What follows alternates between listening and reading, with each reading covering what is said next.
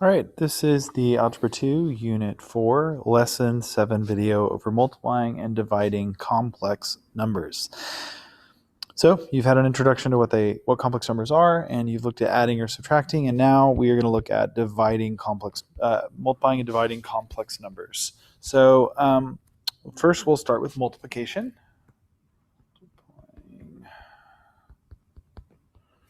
Complex numbers. Okay, so the good thing is you already have all the skills you need to do this because this looks very much like the FOIL method of multiplying polynomials. So for instance, if I have the following complex numbers, 2 plus 3i times 4 minus 2i, how would I multiply them? Well, we basically do the FOIL method, and you multiply first times first, outside times outside, inside times inside, last times last. So that should look super familiar to you. That's something you did a lot in Algebra 1, and we've already used it in this course as well. So when we do that, we're going to multiply each of those different combinations. So 2 times 4, and this first time I'm going to write out kind of every single step, even though you probably don't need to do all of these steps when you do this. 2 times negative 2i, 3i times 4, and 3i times negative 2i. So this represents each part of the FOIL. And so from there, it's just a matter of simplifying. So 2 times 4 is 8. 2 times negative 2i is negative 4i, minus 4i. 3i times 4 is 12i. And 3i times negative 2i is negative 6i squared. So from here, we just need to simplify and combine like terms. Now, this is where there's one kind of key thing that happens that you need to be aware of when it comes to doing these multiplications, and that is what happens when you get this term right there. So we know that I squared is equal to negative 1. So with that information, we need to do some simplifying. So let's run through this. So we know 8, that's going to stay. This and this need to be combined. We have negative 4i plus 12i, so that's going to be positive 8i. And then negative 6 or minus 6, and then that I squared is going to convert into a negative 1. So we continue moving through, and we end up with, again, 8 plus 8i minus 6 times negative 1. So that's going to be plus 6 when we simplify. And then finally, the last step is to put everything together. 14, because 8 plus 6 is 14 plus 8i, and we write it as a complex number. And that is the final result. Let's do one more example. Let's introduce maybe a few negatives into it. So let's say we have 4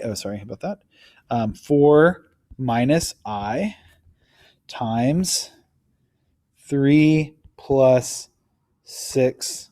All right. Let's do 3 plus 5i. All right.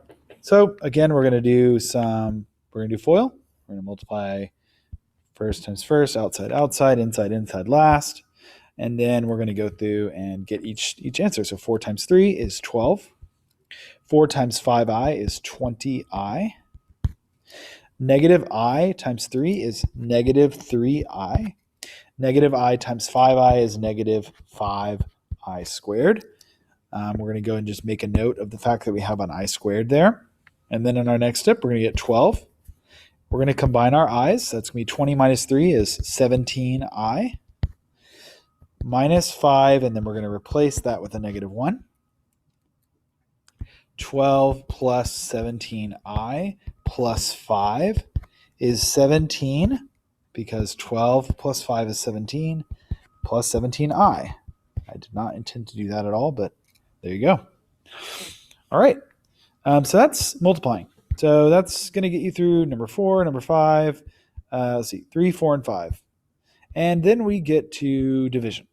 So the cool thing about division is you're actually going to be really doing the same steps you did in the previous problems. But you have to do this one additional concept. So let's say I have 3 minus 4i over 6 plus 3i. Okay. So if I want to do division, you're not actually going to be dividing this. You're not actually going to be dividing this. You're actually going to be doing what we call the conjugate, and really you're getting rid of the i's in the denominator of the fraction because you can't have any i's in the denominator. So in order to do that, we're going to multiply by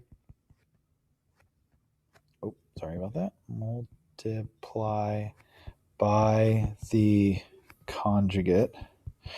And the way that looks is you multiply by, do a different color here. You're going to multiply by the opposite of this denominator term. So the opposite of the denominator term, or the conjugate of it, is 6 minus 3i.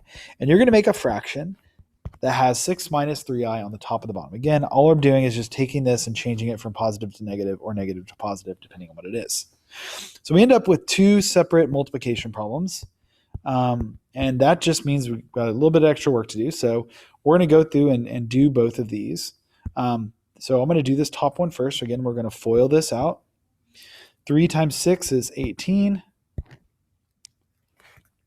minus 9i.